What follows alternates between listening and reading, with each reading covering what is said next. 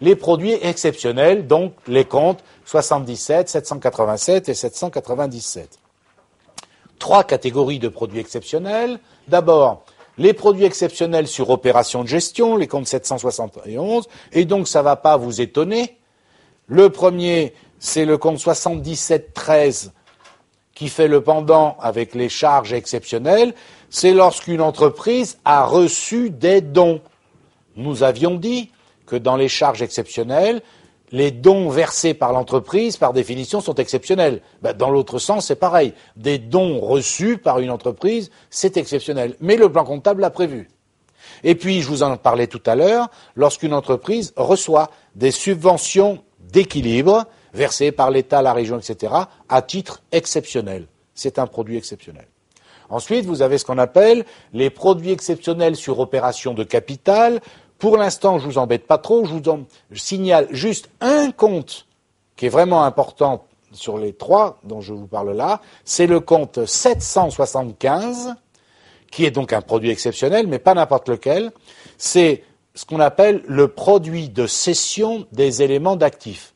C'est un compte que l'on utilisera lorsqu'une entreprise vend une immobilisation qu'elle possède. Ce n'est pas une vente de marchandises, ce n'est pas une vente de produits finis. Par exemple, vous allez comprendre, je suis une entreprise, il y a 3 ans, 4 ans, j'ai acheté ce qu'on appelle en comptabilité, on verra ça en détail avec le bilan, j'ai acheté une immobilisation, par exemple, j'ai acheté une voiture, d'accord ? Eh bien, 3, 4, 5 ans plus tard, je revends la voiture, je ne revends pas une marchandise, je ne revends pas un produit fini, d'accord ? Je vends une IMO. Eh bien, le prix de vente, là, je l'inscrirai dans le compte 775, produit de cession des éléments d'actifs. On verra ça, ne vous inquiétez pas, ou inquiétez-vous, plus tard, bien entendu. Enfin, il reste les reprises sur amortissement, dépréciation, provision et transfert de charges exceptionnels. Donc là, c'est le même principe que tout à l'heure, le 786, sauf que c'est pas pour un élément financier que je reprends une dépréciation que j'avais constituée auparavant, c'est par exemple lorsque je reprends une dépréciation exceptionnelle que j'avais constituée auparavant. Je vous donne un exemple.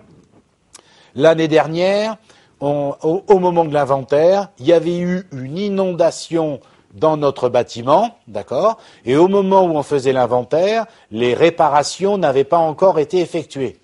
Principe de sincérité, principe de prudence. À ce moment-là, j'avais été obligé de constater la dépréciation exceptionnelle de la valeur du bâtiment. Est-ce que vous me suivez ? Donc j'avais utilisé à ce moment-là un compte 687. D'accord. Imaginons qu'un an plus tard, on ait effectué les réparations nécessaires et maintenant tout est clean, les travaux ont été faits, etc., etc. À la fin de l'année suivante, la dépréciation que j'avais constituée l'année d'avant, est-ce que vous êtes d'accord qu'elle n'a plus lieu d'être ?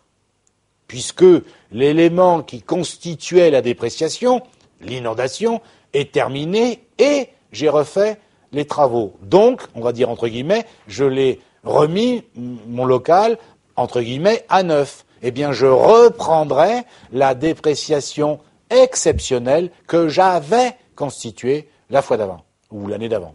D'accord ? Ça aussi, bien sûr, on le verra en détail avec les opérations d'inventaire. Donc, eh bien voilà, à partir de ce moment-là, nous avons vu donc en détail ce qu'il y avait dans un compte de résultat parmi les charges et parmi les produits. Il va nous rester à voir le même principe, mais cette fois-ci avec un bilan. Et pour le bilan, on va faire 2 cours aussi, les comptes d'actifs, les comptes de passifs.